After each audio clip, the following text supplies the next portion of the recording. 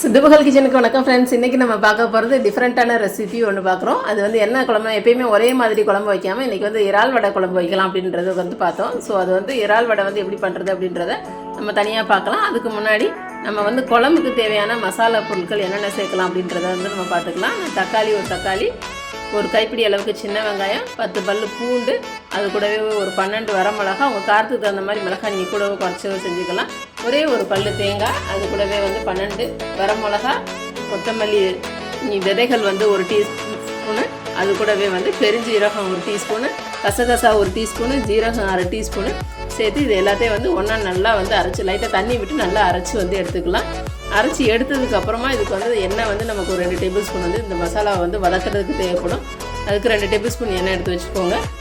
So இப்போ வடை செய்கிறதுக்கு என்ன பண்ணலாம்னா, நம்ம வேக வச்சு எடுத்து வச்சுருக்கிற அந்த ப்ரானை வந்து தனியாக சும்மா நீங்கள் தண்ணியில் போட்டு வேக வச்சு லைட்டாக உப்பு போட்டு வேக வச்சு எடுத்துக்கலாம். இதை ஸோ வேக வச்சு எடுத்து வச்சுருக்க ப்ரானை மிக்சியில் நல்லா அரைச்சி எடுத்துகிட்டு வந்து அது கூடவே சின்ன வெங்காயத்தை நல்லா ஒரு கைப்பிடி அளவுக்கு நல்லா கட் பண்ணிக்கலாம்.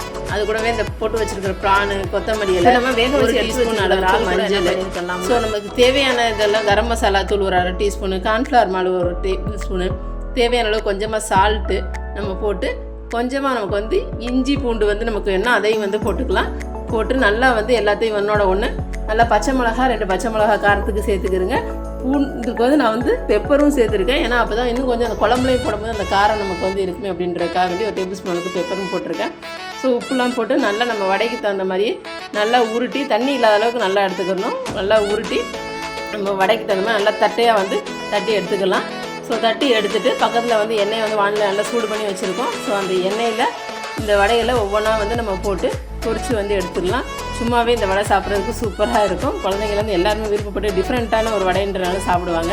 ஸோ அதை ஒரு பக்கம் எடுத்து வச்சுட்டு இந்த பக்கம் நான் சொன்ன மாதிரி 2 டேபிள் ஸ்பூன் எண்ணெய் ஊற்றி வானலியில் நம்ம மசாலாவை நல்லா வந்து வணக்கிக்கலாம்.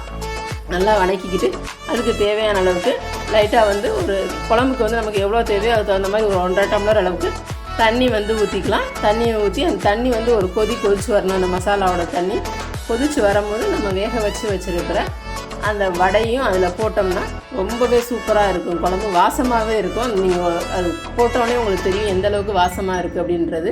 தனியாக வந்து என்ன பண்ணலான்னா, ஒரு இதில் வந்து 1 டீஸ்பூன் அளவுக்கு எண்ணெய் விட்டு அது கூடவே வந்து வெந்தயமும் கருவேப்பிலையும் போட்டு அதையும் வந்து நல்லா தாளித்து எடுத்து அதை வந்து இது கூட போட்டு நீங்கள் ஒரு கொதிச்ச உடனே எடுத்தீங்க அப்படின்னா ரொம்பவே சூப்பராக இருக்கும். கண்டிப்பாக ட்ரை பண்ணி பாருங்கள். ட்ரை பண்ணி பார்த்து எப்படி இருக்குன்றதை மறந்துடாமல் கமெண்ட்ஸில் கொடுங்க. இன்னொரு நல்ல ஒரு ரெசிபியோடு நான் அடுத்து உங்களை வந்து பார்க்குறேன் ஃப்ரெண்ட்ஸ். Bye friends.